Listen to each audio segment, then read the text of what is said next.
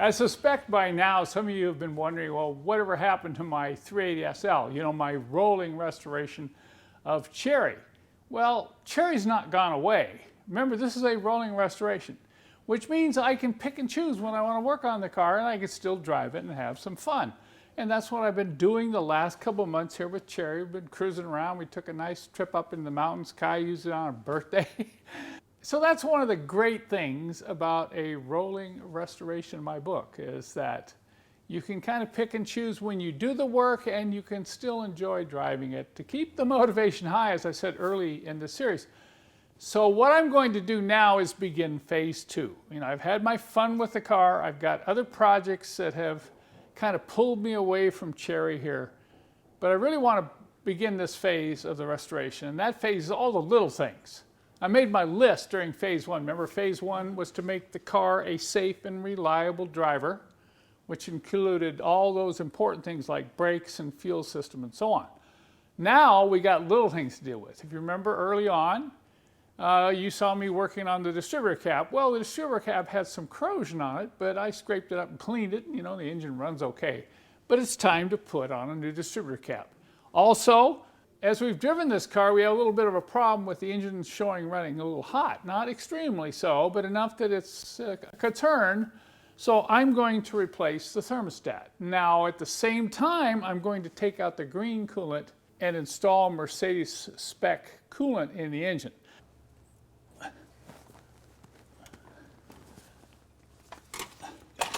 And then the cap will come off like that.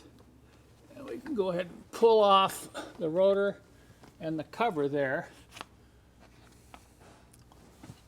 You can see there is evidence, because of the coloring, that it's still arcing a little bit in here. So it's a good thing I'm going to replace the cap. The first thing you want to do is get the cap that you just purchased and trial fit it. Make sure it's the right cap, because you don't want to change all the wires and find, oh no, somebody sent me the wrong cap. So I'm going to grab that new cap that we sell here on my website. It's a very high quality German aftermarket cap, because these are getting very difficult to find. I think these are maybe on their way out of production, the original Bosch caps. So let's check that first. Let's check the fit of the new cap before we worry about changing out the wires. And then we're going to just set it on here like this. That's the first thing you're going to check. You're going to check to make sure it's tight on the distributor housing, and then you're going to make sure it's not rocking. So that looks good.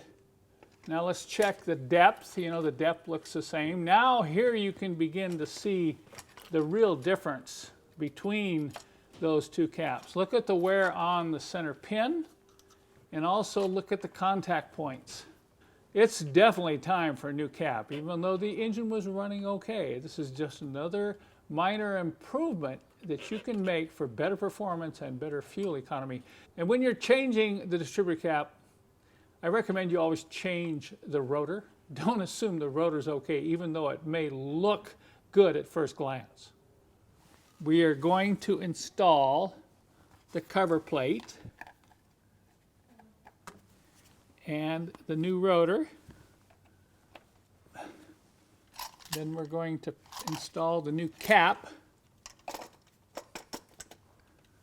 Okay, I'm going to look at everything here and make sure that's probably the best routing. And once I'm sure that looks pretty good, I'll just go all the way around and push these all the way down. And then finally, I'm going to reach down here with the coil wire, and we're going to push the coil wire back onto the center of the cap. Okay, there you have it. Let's go fire it up and see how it runs. Now, the moment of reckoning. If you didn't get those wires on, it's going to start with a few pops and bangs and misfires. Let's see how this one does. Oh, success. Listen to that baby run. Okay, that's one thing I can check off the list. Now I can move on to the next little project.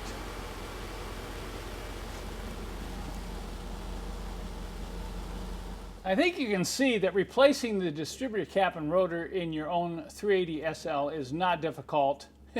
It's one of those good beginner DIY projects, and it can lead to a much better running engine, better starting, and smoother idle.